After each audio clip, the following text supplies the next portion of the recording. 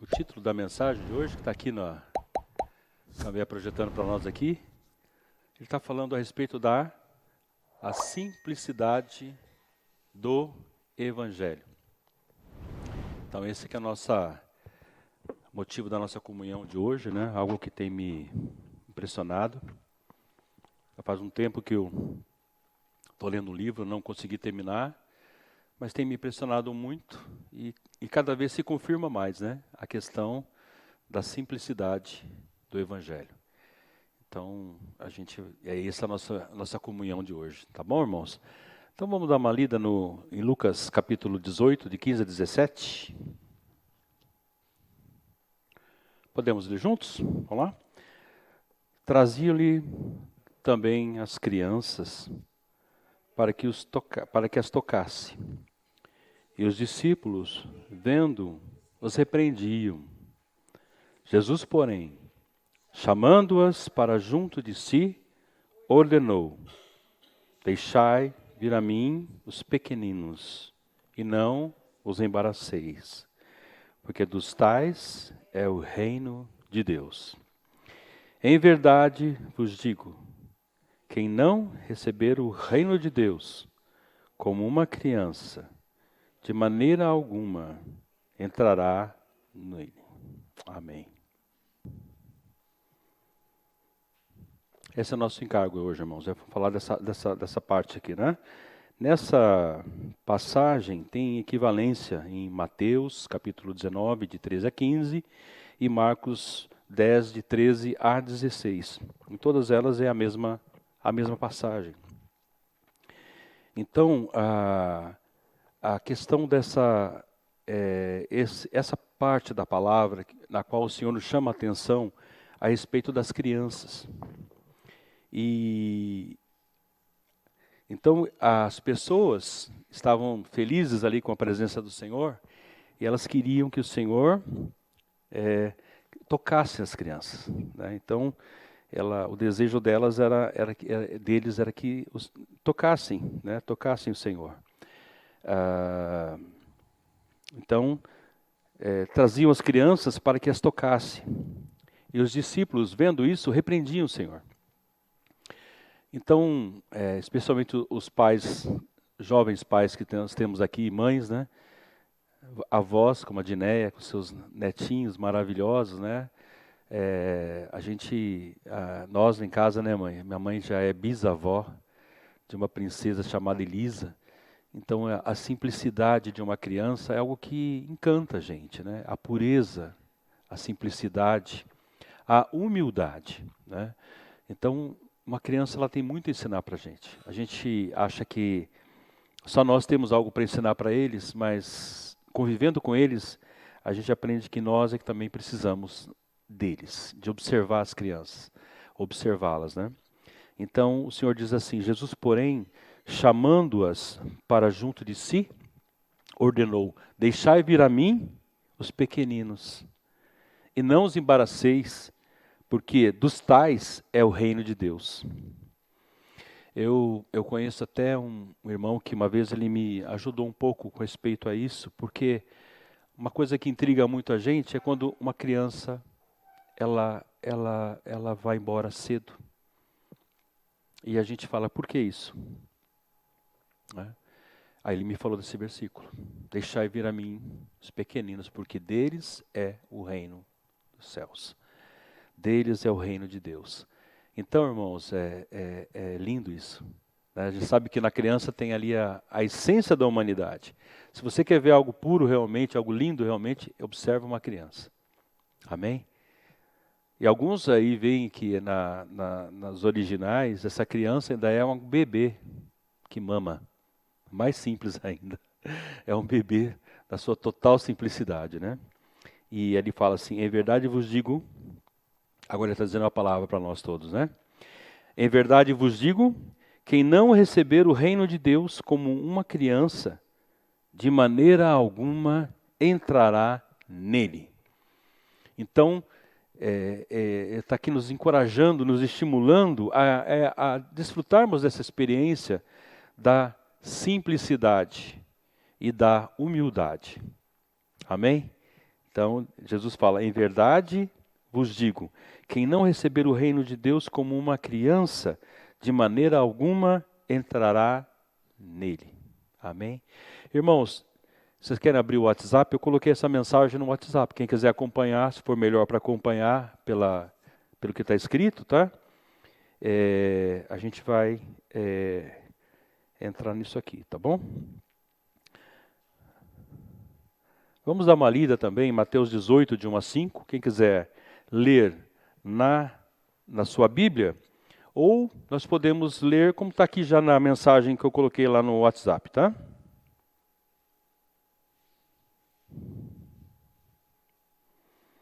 Mateus 18, de 1 a 5 diz assim: Naquela hora, aproximaram-se de Jesus os discípulos, perguntando, quem é porventura o maior no reino dos céus? Acho que eu coloquei só um versículo, eu vou ter que ler na Bíblia também. Mateus 18, de 1 a 5.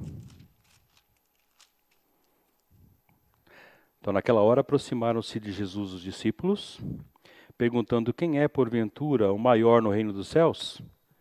Jesus, chamando uma criança, colocou-a no meio deles e disse, em verdade vos digo, que se não vos converterdes e não vos tornardes como crianças, de modo algum entrarei no reino dos céus. Portanto, aquele que se humilhar como esta criança, esse é maior no reino dos céus. E quem receber uma criança tal como esta, em meu nome, a mim me recebe. Aqui nessa outra passagem, que também há a menção de criança, aqui nós vimos que essa questão está muito relacionada à questão da humildade, certo? O contexto ali, os discípulos estavam perguntando quem é porventura o maior no reino dos céus. Então Jesus está explicando como é que é ser maior no reino dos céus. É diferente dos padrões do mundo. O mundo tem o padrão que o maior é o maior, né? É o maior em todos os aspectos. Mas aqui ele fala que, se nós não nos convertermos, né? Em verdade vos digo que se não vos converterdes, não vos tornardes como crianças, de modo algum entrareis no reino dos céus. Portanto, aquele que se humilhar, então o aspecto da criança, além da sua simplicidade, também a questão da sua humildade. Amém? A criança ela é humilde. Então o Senhor nos exorta à questão da humildade, né? Nós não temos humildade, irmãos. Nós temos arrogância. Nós e nós mesmos somos assim, uma coisa muito estranha mesmo, né? Mas Cristo que está em nós é humilde. É o mais humilde de todos os homens, né? O mais manso de todos os homens. Então Ele está habitando em nós. É Ele que nos capacita, né? A termos essa experiência aqui, né? Portanto, aquele que se humilhar como esta criança, esse é o maior no reino dos céus. E quem receber uma criança tal como esta, em meu nome, a mim me recebe. Amém. Então, eu queria chamar a atenção pelo que nós acabamos de fazer, né? Nós partimos do pão. Irmãos, existe uma coisa mais simples para se fazer do que partir o pão?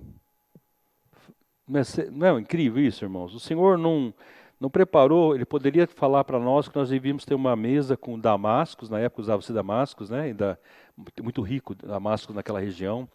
Nós poderíamos ter pães asmos, assim, feitos né, da maneira assado sobre pedras e coisas assim. O Senhor simplesmente colocou um pão e colocou ali um cálice. Então nós vimos aqui, na própria mesa do Senhor, uma simplicidade, demonstrando a simplicidade do Evangelho. Então, isso é um encorajamento para nós todos, irmãos. Amém? As questões do Senhor são simples. Elas não são tão complicadas como a gente às vezes pensa, ou tentam fazer a gente acreditar, né? Então,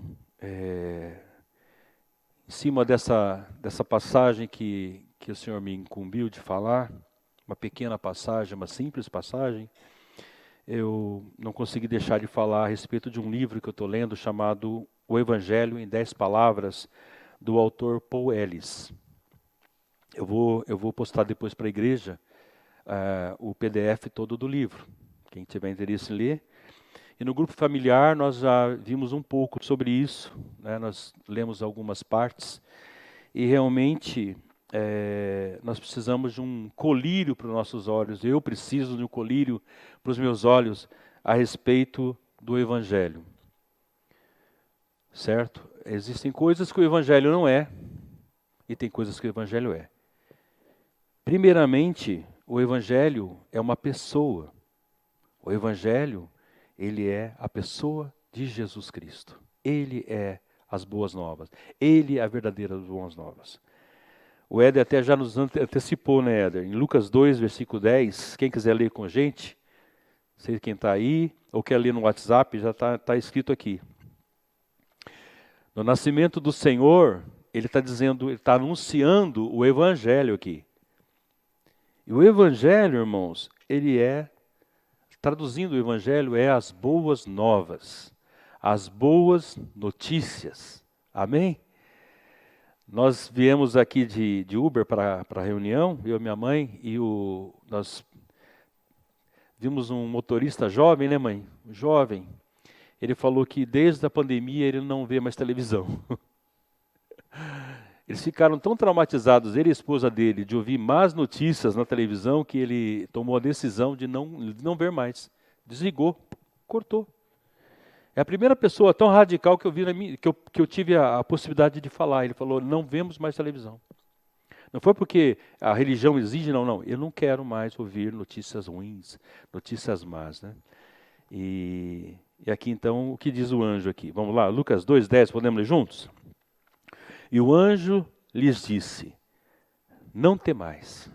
Amém, irmãos? E o anjo lhes disse, não temais. Eu vos trago boas novas de grande alegria, que será para todo o povo. Amém? Vamos falar de novo? E o anjo lhes disse, não temais. Eu vos trago boas novas de grande alegria, que o será para todo o povo. Amém? Então, irmãos, o Evangelho, essa é a essência do Evangelho. O Evangelho são as boas notícias, as boas novas. E muitas vezes nós nos distraímos com as más notícias. São tantas, né? Tantas. Especialmente a imprensa hoje é especializada em dar más notícias. Parece que o que o homem caído gosta é notícia ruim. Quanto pior, mais ibope dá o negócio. Dá mais gente assistindo, né? Então, precisamos dessa dieta aí de más notícias e entrarmos para dentro do Evangelho, irmãos. Entrarmos, desfrutarmos do Evangelho, da alegria, é a felicidade do Evangelho. Porque está dizendo aqui que era boas novas de grande alegria. Sabe o que é isso, irmão? Boas novas de grande alegria, né? Então eu vou começar a ler o texto aqui, tá, irmãos? Vamos lendo o texto. Quem quiser acompanhar, está fácil de ler no WhatsApp, tá? O anjo falou que o Evangelho traria grande alegria para todo o povo. Aqueles que recebem o Evangelho haverão de ser pessoas mais felizes, as pessoas mais felizes e alegres do mundo. Ainda assim, muitos cristãos estão longe de serem alegres. Talvez estejam sorrindo por fora, mas por dentro estão ansiosos, inseguros e lutando com culpa e condenação. Temerosos em aborrecer um Deus severo, estão tentando fazer uma coisa certa para serem agradáveis ao Senhor. Mas como nunca estão certos, se estão fazendo bastante, eles não têm paz. Outros estão correndo atrás do favor de Deus, mas nunca sentem que chegam lá. Estudam as Escrituras, jejuam e oram. E fazem tudo o que lhes foi ensinado. Mas as prometidas bênçãos da fé cristã, o perdão, a aceitação, a provisão de Deus, etc., sempre parece fora do alcance. Eles estão suando no moinho de serviços cristãos, só para irem a lugar nenhum. Irmãos, isso é um risco muito grande de nós cairmos. Eu falo por mim também. Porque nós temos um inimigo que não para. A gente sabe que Satanás está ao nosso redor, procurando alguém para devorar. E o que o inimigo faz? Ele só veio para matar, roubar e destruir. Outra coisa, ele é o pai da mentira. É especialista em mentir. E lança os seus dardos inflamados na nossa mente. Ah, Deus é severo. Você vai continuar servindo a esse Deus? Será que Ele vai continuar suportando você do jeito que você é? Eu tenho um irmão que eu tenho seguido ele, é meu amigo, e sigo ele também nas suas ministrações, no seu ministério, né? Ele usa o exemplo de um pai com uma criança. A gente acha que a gente vai desapontar Deus. Eu desapontei Deus mais uma vez. Você acha que Deus não sabe que nós iríamos desapontar Ele, irmão? Será que a gente acha que Deus está sempre certo, que vai dar tudo certo, né? Quantas vezes, irmãos, o exemplo da criança também nos ajuda nesse aspecto, né? Um pai, vocês dois têm criança na fralda ou ainda não? Tem. No caso do Estevão, né? O Estevão está na fase de fralda. Quando o Estevão borra a fralda dele, aquela borrada bem grande mesmo, até eu vi um videozinho que minha irmã estava mostrando de um pai tendo ânsia de vômito, né? Tendo ânsia, porque a hora que ele olhou, tinha que limpar a fralda do bebê. Você vê aquela sujeira toda, você pega a sujeira e a criança e joga para fora? Não. O pai que ama, ele faz uma coisa, ele separa a eca da criança, certo? Mesmo sabendo que dali 1 hora, 2 horas, ele vai carimbar de novo a fralda. Então, irmãos, a gente precisa tocar nessa simplicidade e do amor de Deus que é inesgotável, né? Certo?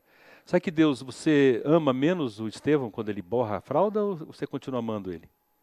Continua. Então, às vezes, nós somos enganados achando que por motivo de nós não termos sido tão fiéis numa questão com respeito ao Senhor. Por nós termos aí sujado a fralda mesmo, né? Tido uma situação em que nós achamos que, puxa, não tem jeito, né? Mas, irmãos, se nós que somos maus, a palavra fala, nós que somos maus, sabemos dar boas dádivas, boas coisas para os nossos filhos, quanto mais o nosso Pai Celestial. Amém? É nisso que nós queremos prestar atenção nessa manhã, tá? Vamos continuar a leitura? Podemos continuar? Então, próximo parágrafo. Irmãos, eu só queria perguntar para vocês, será que é só eu que tenho essa experiência de, às vezes, eu trabalho em público, né? A pessoa olhar para você e falar, você não está bem hoje. Acontece, né? A gente às vezes está com uma cara azeda.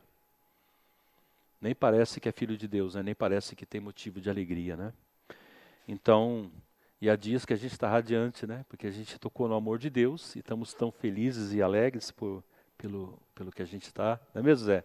Às vezes você está brilhando, né, irmão? Sem falar, mas o cara não recebeu nem o salário ainda, está devendo o salário todo, mas está lá feliz, né?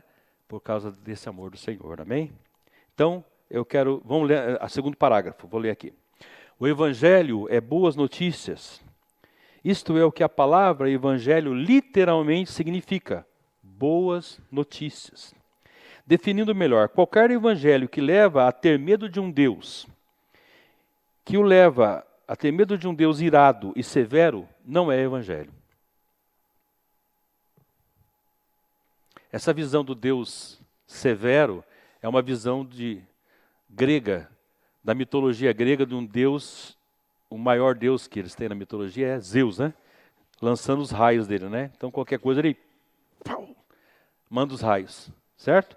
Então isso, queiram ou não, irmãos, isso acabou influenciando mesmo a teologia cristã, né? Confundindo Deus com um Deus grego que é furioso, que é vaidoso, que é o todo, né? Deus é vaidoso, Deus ele é imponente, né? E gosta de jogar raio nos outros, né? Então isso, irmãos, é uma mentira, né? Qualquer evangelho que o deixe inseguro e incerto, sempre questionando, eu sou aceito? Eu sou perdoado? não são boas notícias, né? Isso não é boa notícia. Qualquer evangelho que demanda de você uma vida inteira de santificação progressiva, mas ao mesmo tempo não lhe oferece nenhuma garantia de que você chegará lá, não são boas novas. Qualquer evangelho que força pessoas mancas a pularem pelas argolas do desempenho religioso, não é o evangelho. Então hoje tem muita mistura de evangelho com más notícias. Você vai crer no Senhor, mas tem um mas, né? Tem um mas.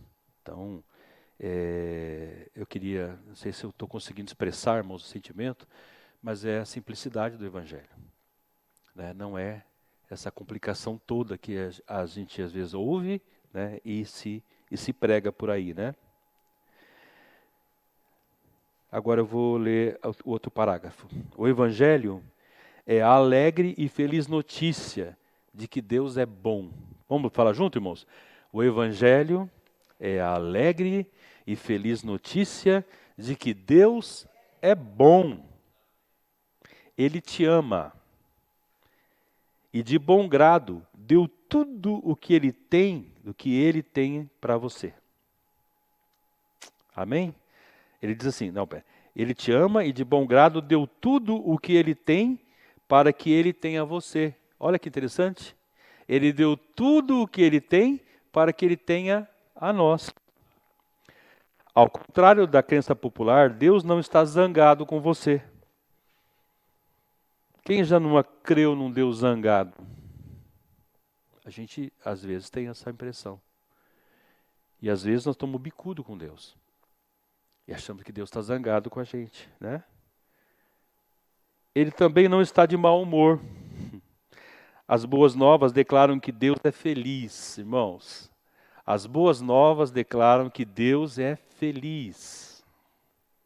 Ele é por você. E quer dividir a vida dele com você para sempre. Irmão, quer notícia melhor que isso? Fala a verdade. Olha, vamos ler de novo, tá? Para ver se nós estamos aí entendendo a mensagem, né? As boas novas declaram que Deus é feliz. Ele é por você.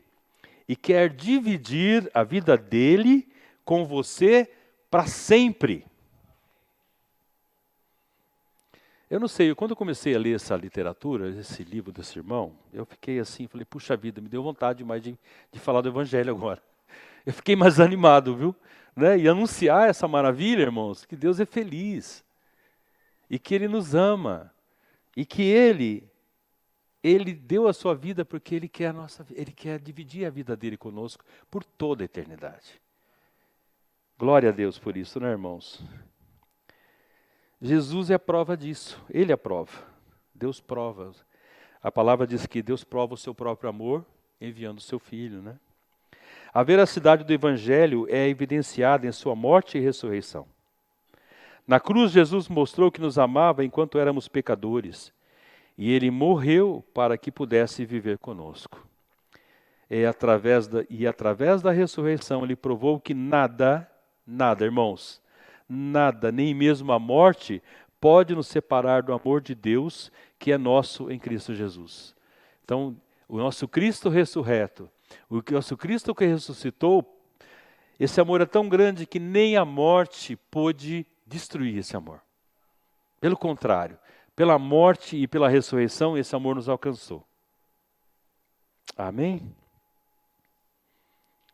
Glória a Deus. Amém. Através de Jesus, o nosso representante, nosso Pai Celestial, uniu-se a nós. Isso aqui dá quase para ler com oração, porque, irmãos, é muito profundo isso, né? Através de Jesus, o nosso representante, nosso Pai Celestial, uniu-se a nós. Olha isso.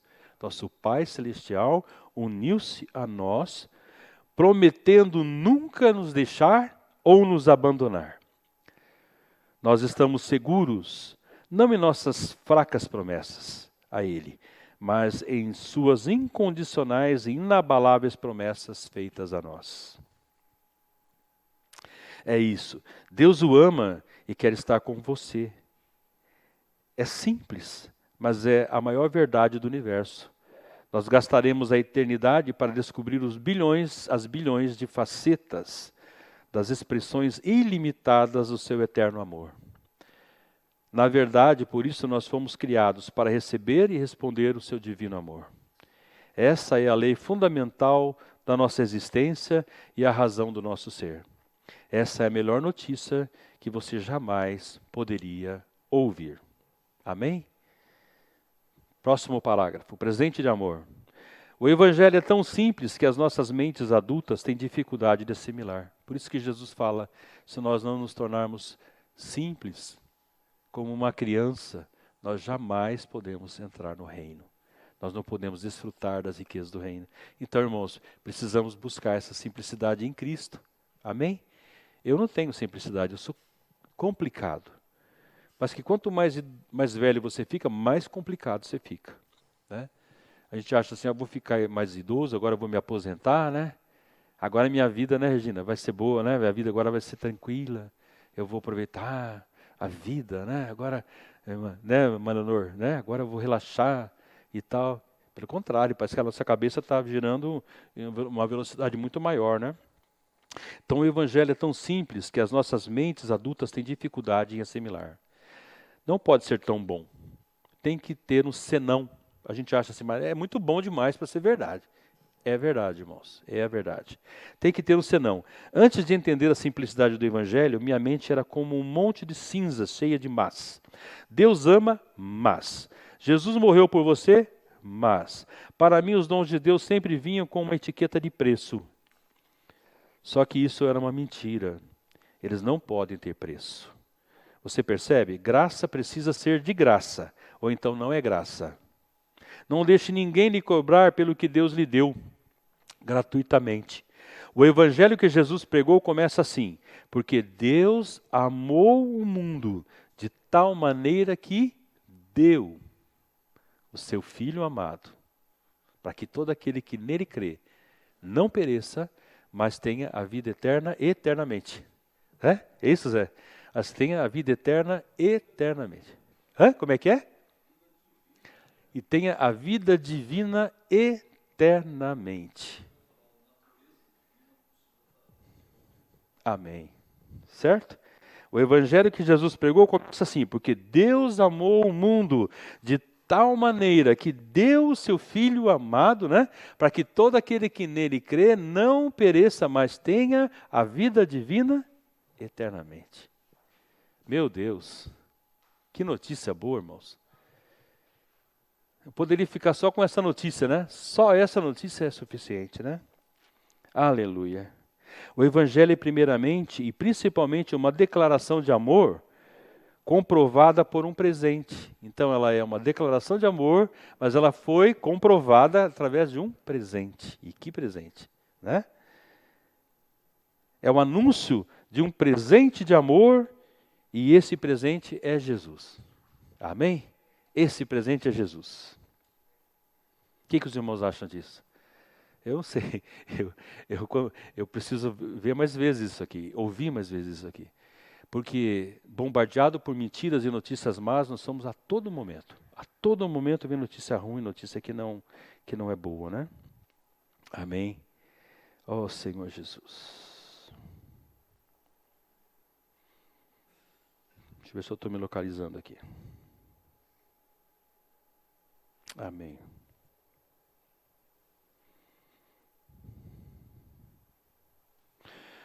O doce e curto evangelho. Esse aqui é outro parágrafo que eu quero ler com os irmãos, tá? Os grandes pregadores da história sempre proclamaram um evangelho simples, com poucas palavras e muito poder. Então, os grandes pregadores da história sempre proclamaram um evangelho simples, com poucas palavras e muito poder. Paulo trouxe o reino celestial para a cidade pagã de Coríntios com nada mais do que um evangelho de 5 palavras. Quais são as palavras? Jesus, Cristo e este crucificado. A pregação dele. Jesus Cristo e este crucificado. Amém? Então, Aqui ele fala, comprovadas pelo poder do Espírito Santo. Pedro precisou somente de 12 palavras para declarar aos seus companheiros judeus as boas novas.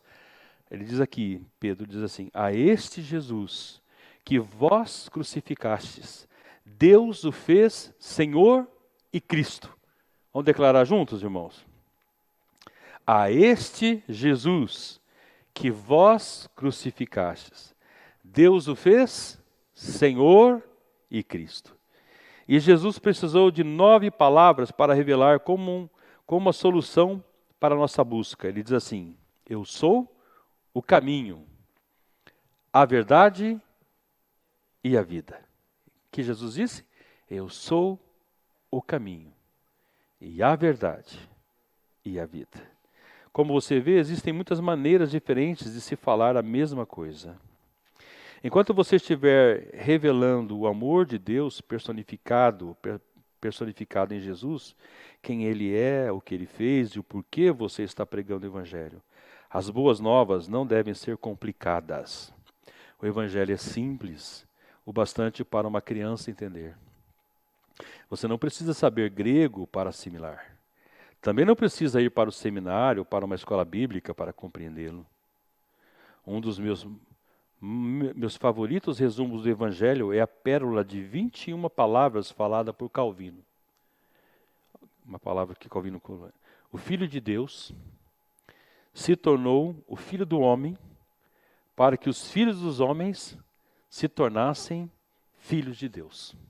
Vou ler de novo, tá, irmãos? É muito profundo, muito pequeno, mas muito profundo. O Filho de Deus se tornou o Filho do homem para que os filhos dos homens se tornassem filhos de Deus.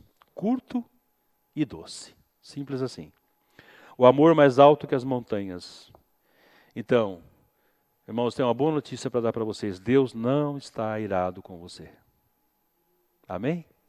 Assim como o pai que acabou de limpar a fralda não está irado, que sabe que você daqui 2 horas vai borrar a fralda de novo. Não vai ficar desapontado com você, porque sabe que você vai acabar borrando a fralda, infelizmente. Certo? Mas vai chegar a hora que vai sair das fraldas. Vai chegar a hora que as fraldas... Betão já não tem mais problema, né, Betão? Já está livre. Aí, graças a Deus, né? Deus não está irado com você. Ele o ama com amor eterno. Porque os montes se retirarão, os outeiros serão removidos, mas a minha misericórdia não se apartará de ti. E a aliança da minha paz não será removida, diz o Senhor, que se compadece de ti. Isaías 54:10. Você talvez pergunte, mas e os servos e os versos sobre a ira de Deus? Você está se referindo aos que falam que sua ira é momentânea, mas o Senhor é amor eterno. A ira é momentânea, mas o amor é eterno. Né? Eu amo esses versos. Eles são de grande conforto para mim. Amém? Deus, irmãos, Ele está irado. Deus estava irado com o seu pecado, da mesma forma que eu fico irado com as doenças que afligem meus filhos. A ira de Deus, quando Ele fica irado, não é com a gente, é com a doença. Certo? Quando você vê uma doença judiando de um filho seu, de um ente querido seu, Ele fala aqui, Deus estava irado com o seu pecado, da mesma forma que eu fico irado com as doenças que afligem os meus filhos. Mas Ele lidou com o seu pecado de uma vez por todas há mais de 2000 anos atrás. Na cruz, aquele que não conhecia pecado, se fez pecado em seu lugar para que o pecado fosse condenado nele. Certo? Aquele que não conhecia pecado, se fez pecado em seu lugar para que o pecado fosse condenado na pessoa dele mesmo. Romanos 8:3. Carregando o pecado do mundo em seu corpo, Jesus bebeu o cálice da ira de Deus e ele bebeu todo o cálice. A graça dele é maior do que o seu pecado. A cruz é uma figura da ira derramada e do amor furioso. A cruz é Deus gritando, deixe os meus filhos irem. Mal podemos compreender isso. Não fizemos nada para merecer o favor dele. Desde o início rejeitamos os seus chamados e vendemos o nosso amor para o escravizador. E quando ele vem nos resgatar, nós o matamos. Mas na cruz o verdadeiro amor pagou nosso resgate e nos libertou.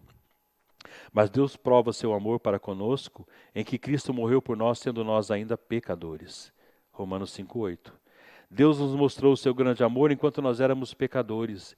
Ele não esperou que nos limpássemos primeiro, ou nos arrependêssemos, ou começássemos a viver uma vida correta.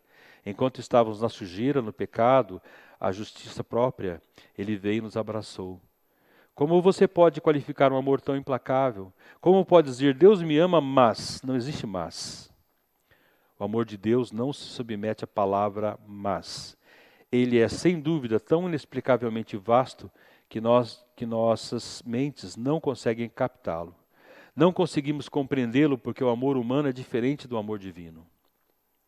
O amor terreno e humano é uma resposta ao impulso do que é amável, mas o amor divino é espontâneo, nasce nele e dele mesmo. Deus não nos ama porque somos amáveis, mas porque Ele é amor. É a natureza dele nos amar. Deus sempre, de acordo com sua natureza, sua ira, juntamente com tudo mais que Ele fez, devem ser vistos como uma expressão do seu amor, porque Deus age assim, porque Ele é amor e Ele nos ama. O amor é o motivo para tudo. Amém? Então eu quero só terminar aqui com essa última... Então eu quero ler essa última estrofe aqui, essa última parte aqui. O Evangelho da Graça declara que o amor de Deus é maior do que o seu pecado e não tem nada que você possa fazer para merecê-lo. Nada, irmãos. A única coisa que pode fazer é recebê-lo pela fé. Religião carnal irá fazê-lo acreditar que Deus está com os braços cruzados, mas a graça declara que os seus braços estão sempre abertos.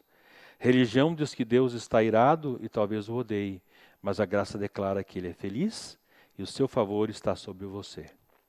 Religião diz que você tem que se resolver, se limpar, antes que possa se achegar, mas a graça clama, vem agora como estás. Há somente um lugar onde encontramos amor incondicional, de que tanto precisamos. Esse lugar é revelado nas boas novas. O Evangelho não é uma solicitação para que você impressione a Deus com o seu amor, e sim a apaixonada declaração do amor imortal do seu Pai por você. Tudo no Evangelho, seu perdão, aceitação e justiça, é bom de verdade porque seu Pai Celestial o ama.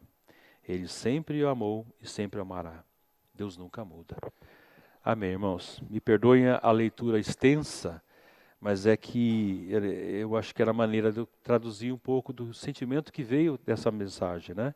Dessa palavra aí. Amém? Eu queria agora deixar os irmãos que quiserem compartilhar alguma coisa, do lugar mesmo ou aqui na frente, compartilhar sobre isso. Para mim, irmãos, tem sido um colírio, né? Eu acho que foi isso que nós sentimos na reunião em casa, né, Zé? Foi assim, dar uma acertada no grau do óculos, estava muito embaçado, né? A gente estava muito confuso com respeito ao amor de Deus, muito confuso a respeito da natureza do Evangelho, muito confuso às vezes com respeito à bondade e ao amor de Deus, que é de uma maneira que nunca vai mudar, né? Amém? Então, entregar a mensagem para os irmãos aí, a gente compartilhar juntos. Amém?